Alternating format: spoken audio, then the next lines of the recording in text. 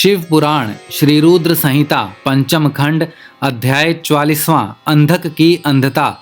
सनत कुमार जी बोले, हे व्यास जी, एक बार हिरण्याक्ष के पुत्र अंधक से उनके भाइयों ने मजाक उड़ाते हुए कहा, अंधक, तुम तो अंधे और कुरूप हो, भला तुम राज्य का क्या करोगे। दैत्यराज हिरण्याक्ष तो मूर्ख थे, जो भगवान शिव की इतनी कठोर तपस्या कर उन्हें प्रसन्न करने पर भी तुम जैसे कुरूप, नेत्रहीन और बेडोल पुत्र वरदान में प्राप्त किया। कभी दूसरों से प्राप्त पुत्र का भी पिता की संपत्ति पर अधिकार होता है, इसीलिए इस राज्य के स्वामी हम ही हैं। तुम हमारे सेवक हो। तुम अपने भाइयों के इस प्रकार के कटु वचनों को सुनकर अंधक निराश और उदास हो गया। रात के समय जब वे सो रहे थे तो वह अपने राजमहल को छोड़कर निर्जर, सुनसान और भयानक डरावने वन में चला गया। वहां उस सुनसान वन में जाकर उसने तपस्या आरंभ कर दी। वह 10,000 वर्षों तक घोर तपस्या करता रहा, परंतु जब कोई परिणाम नहीं निकला तो उसने अपने शरीर को अग्नि में जलाकर होम करना चाहा। ठीक उसी समय स्वयं ब्रह्मा जी वहां प्रकट हो गए। ब्रह्मा जी बोले, पुत्र अंधक, मांगो, क्या मांगना चाहते हो। मैं तुम्हारी तपस्या से बहुत प्रसन्न हूँ। तुम अपना इच्छित वर मांग सकते हो। मैं तुम्हारी मनोकामना अवश्य ही पूरी करूँगा। यह सुनकर अंधक बहुत प्रसन्न हुआ। उसने हाथ जोड़कर ब्रह्मा जी की स्तुति की और बोला, हे कृपा निधान ब्रह्मा जी, यदि आप मुझ पर प्रसन्न होकर मुझे कोई वर देना चाहते हैं तो आप कुछ ऐसा करें कि मेरे निष्ठुर भाइयों ने जो मुझसे राज्य छीन लिया है वे सब मेरे अधीन हो जाएं, मेरे नेत्र ठीक हो जाएं, अर्थात मुझे दिव्य दृष्टि की प्राप्ति हो तथा मुझे कोई भी ना मार सके, वह देवता, गंधर्व, यक्ष, किन्नर, मनुष्य, नारायण अथवा स्वयं भगवान शिव ही क्यों ना हो। अंधक के इस वचनों को सुनकर ब्रह्मा जी बोले, हे अंधक, तुम्हारे द्वारा कही हुई दोनों बातों को मैं स्वीकार करता हूँ, परंतु इस संसार में कोई भी अजर अमर नहीं है।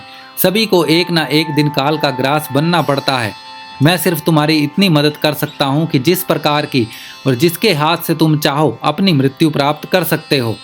तब ब्रह्मा जी के वचन सुनकर अंधक कुछ देर के लिए सोच में डूब गया। फिर बोला, हे प्रभु, तीनों कालों की उत्तम, मध्यम और नीच नारियों में से जो भी नारी सबकी जननी हो, सब में रत्न हो और जो सब मनुष्यों के लिए दुर्लभ तथा शरीर व मन के लिए अगम्य है, उसको अपने सामने पाकर जब मेरे अंदर काम भावना उत्पन्न हो, उस समय मेरा नाश हो। इस प्रकार का वरदान सुनकर ब्रह्मा जी ने तथास्तु कहा और उससे बोले, दैतेंद्र, तेरे सभी वचन अवश्य ही पूरे होंगे। अब तू जाकर अपना राज्य संभाल। ब्रह्मा जी के वचन सुनकर अंधक बोला, हे भगवान, अब मेरा शरीर इस लायक नहीं रहा कि मैं युद्ध कर सकूं। अब तो मेरे शरीर में सिर्फ नसें और हड्डियां ही बची हैं। अब मैं कैसे युद्ध कर पाऊंगा और अपनी शत्रु सेना को परास्त कर पाऊंगा। इस प्रकार के वचनों को सुनकर ब्रह्मा जी मुस्कुराए और उन्होंने अंधक के शरीर का स्पर्श किया।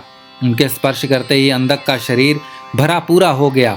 अब वह परम शक्तिशाली योद्धा जान पड़ता था, जिसके सामने अच्छे अच्छे वीर भी न टिक पाएं। इस प्रकार अंधक को मनोवांछित वर देकर ब्रह्मा जी वहां से अंतर्ध्यान हो गए।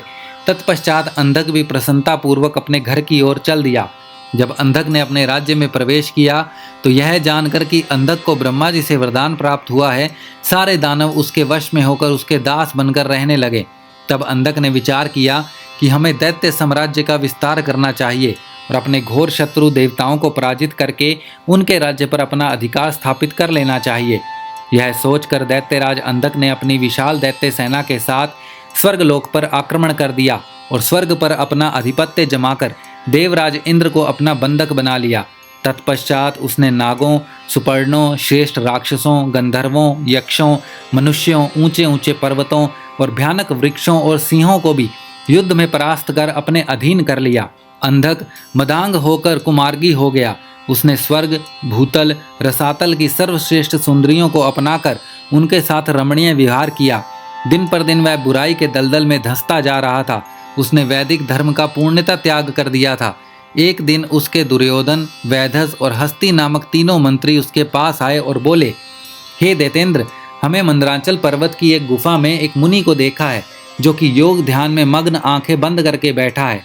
उस रूपवान मुनि के मस्तक पर अर्धचंद्र, कमर में गजेंद्र की खाल बंधी है, सिर पर जटाजूट, गले में खोपड़ियों की माला तथा उसके शरीर पर बड़े भयानक सांप लिपटे हुए हैं। उस मुनि के एक हाथ में त्रिशूल तो दूसरे में डमरू है। अपने गौर अंगों पर उसने भस्म लपेट रखी है। उस तपस्वी का वेश बड़ा ही अद्भुत है। साथ ही एक विकराल वानर अनेक आयुधों को धारण किए उस तपस्वी की रक्षा कर रहा है। वही उसके पास में एक सफेद रंग का बैल बंधा हुआ है। उस तपस्वी के पास ही एक सुंदर रत्न स्वरूपा नारी बैठी है जो संपूर्ण शुभ लक्षणों से युक्त है। उसका रूप बड़ा मनोहारी है जो सभी के मन को मोह लेता है।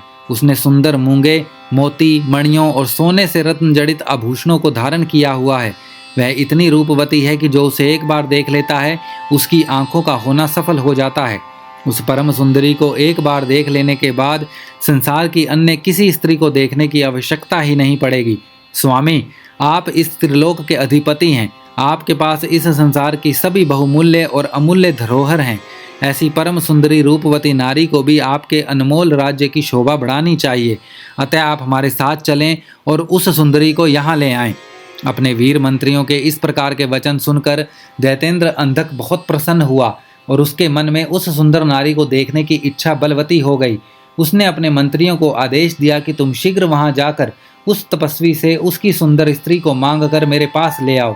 अपने स्वामी दैत्यराज अंधक की आज्ञा पाकर वे तीनों मंत्री पुनः उसी स्थान पर गए और भगवान शिव से बोले, हे महातपस्वी ब्राह्मण, हमारे स्वामी दैत्यराज अंधक आपकी भार्या की सुंदरता के विषय में जानकर उन पर मोहित हो गए हैं और उन्हें अपनी पटरानी बनाना चाहते हैं। आप सहर्ष उन्हें हमें सौंप दें। उनके ऐसे वचनों को सुनकर शिवजी को बहुत क्रोध आया, परंतु वे फिर भी सिर्फ इतना ही बोले, दैत्यो, ये मेरी भार्या है। ये स्वयं शक्ति संपन्न और सिद्धि रूपा है। देवी स्वयं अपने भक्तों के कष्टों को दूर करती है। आप अपनी परेशानी इन्हें बताइए, ये अवश्य ही आपके दुखों को दूर करेंगी।